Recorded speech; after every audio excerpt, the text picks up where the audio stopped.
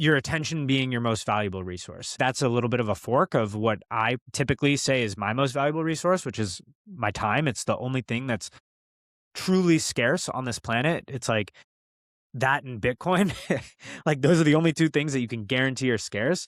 And your attention is basically a derivative of that. And I really like that framing that he uses because yes, life is short and you need to make the most of your time and there is a lot that can go into that, but the attention is where I think I start to like get a hook of understanding where is my attention right now and how can I focus? Because I truly think focus is a superpower. It's really hard. There's so many distractions throughout the day. So many distractions when you're on your phone, when you're on your computer, Instagram, Twitter, TikTok, all of it.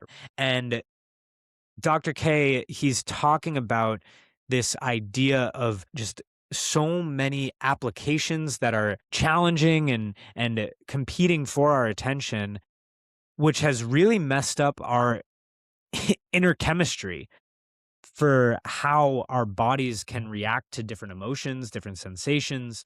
But the idea of being able to focus our attention on what's important is truly a superpower. Because when you put time towards something and you have a outlined goal, then you can start to measure against it and see growth, and growth compounds. So if you focus your attention on a book, you'll get an A when you study for the test. If you focus attention on your work, you'll find the opportunity, you'll make money, you'll serve others. And with all of these distractions that are constantly popping up, a lot of people don't even notice when they're distracted.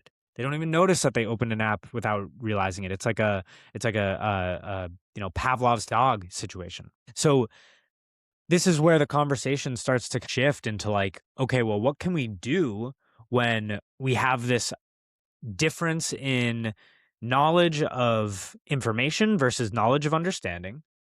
We have our valuable resource of attention that is constantly being farmed out.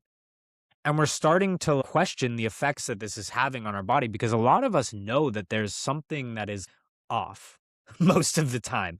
We know we're not supposed to be looking at screens all day. We know we're not supposed to be isolated from others. We know we're not supposed to be eating junk, yet we still do it. And there's been a movement over the last however many years, 10, 15 years,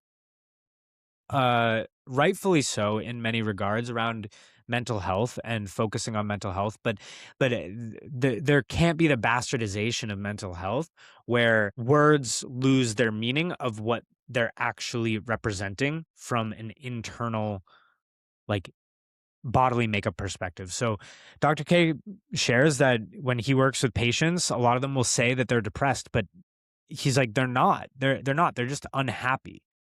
Depression has become a normalized word throughout society when people who are actually depressed need to be treated for depression. But then there are just some people who are unhappy, and unhappiness is less of a permanent state. Depression isn't permanent, but if it's not treated, then it can become chronic.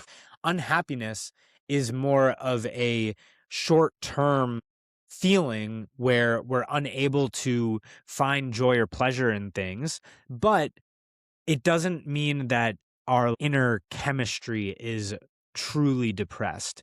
And this is where we start to get into like some practical or tactical ways, more on the Eastern framework side, more on the like yoga breathwork type stuff, where there's this 0 to 100 model that they talked about.